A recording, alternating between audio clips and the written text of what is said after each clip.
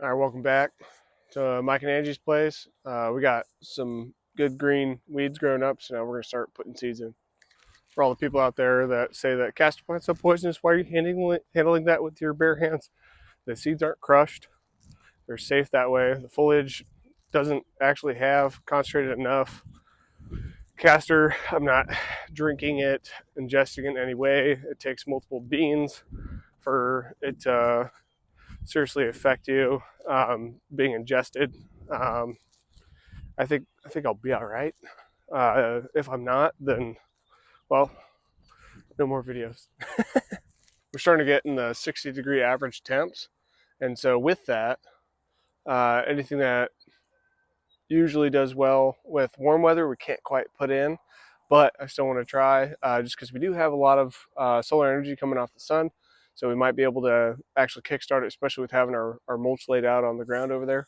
Talk about mulch a lot on this channel because it's so important.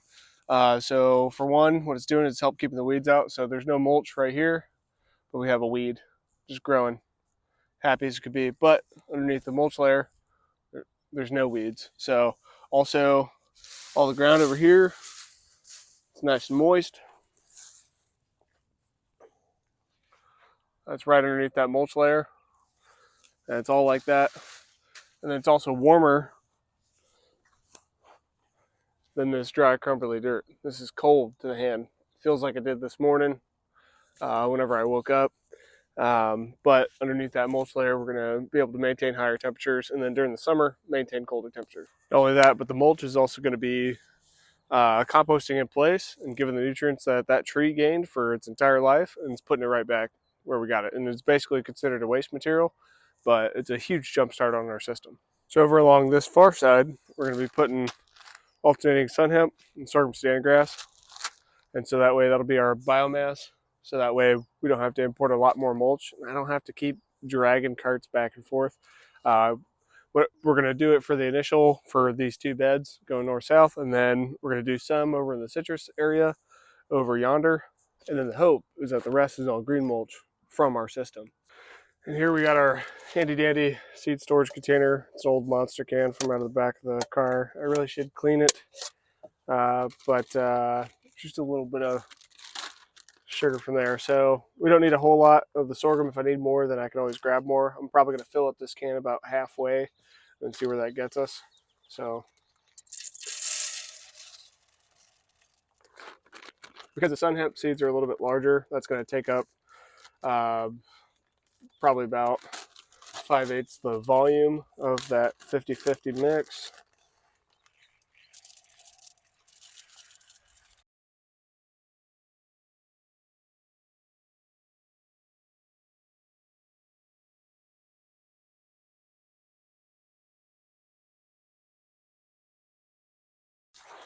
One crudely drawn line down. One more to go.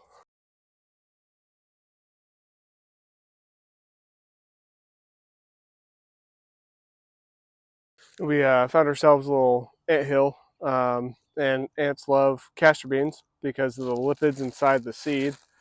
It's actually how the castor plant interacts with its environment naturally. So that little nub on top is a little fat deposit, and then the ant will bring that down into the hill, and then the castor bean will uh, basically exercise its liberties within that hole and fill it with roots, and it's the best way to get down to water.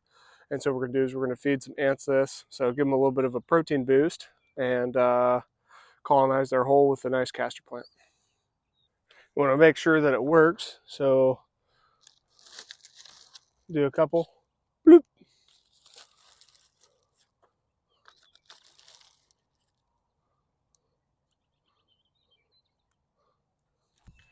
And sorghum sudangrass usually kills with winter frost. I'm not necessarily worried. I'm not gonna plow it over and plant a bunch of herbaceous plants in its way or in its stead. Um, so here it grows more like a perennial because we really don't get too much frost. Maybe down here in Somerton, depending on the winter, sometimes we get harsher ones, but it's not highly likely to winter kill.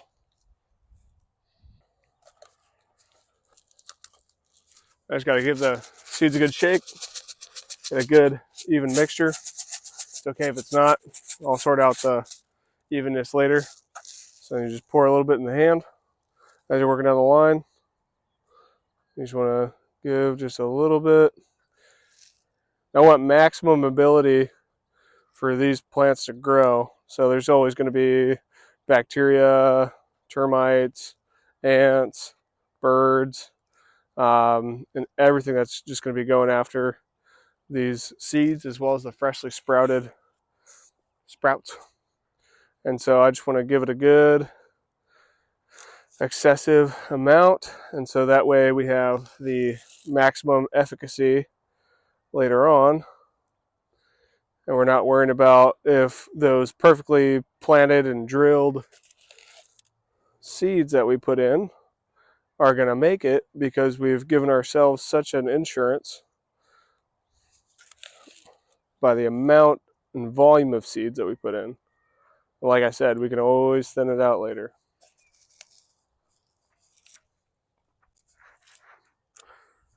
Now, as I work my way back up, I'll do the rest later. But Sorghum Sudangrass and Sunn Hemp, usually people use for forage.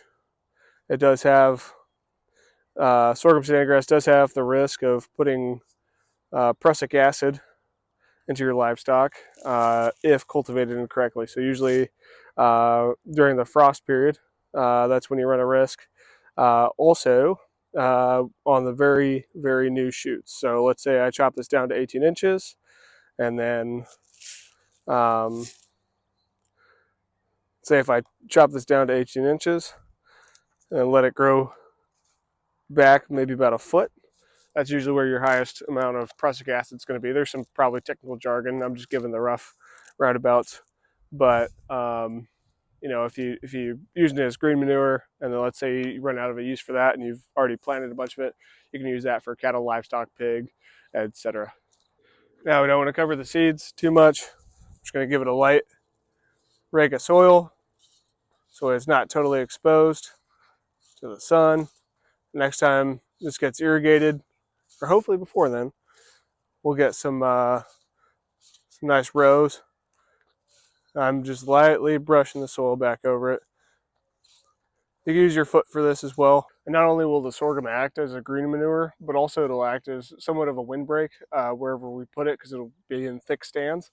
And we do get some crazy winds out here in the desert, and so we want to protect all of our a little bit more delicate trees that get windburn and frost and everything like that. And so that sorghum being up and above will be a nice buffer for it. Won't prevent everything. Usually if you're running lines with like a windbreak, you want it to be in kind of a curved direction so it'll actually break the force of the wind, and it's not just a sheer force on the wall. But I think my botch lines might be wavy enough.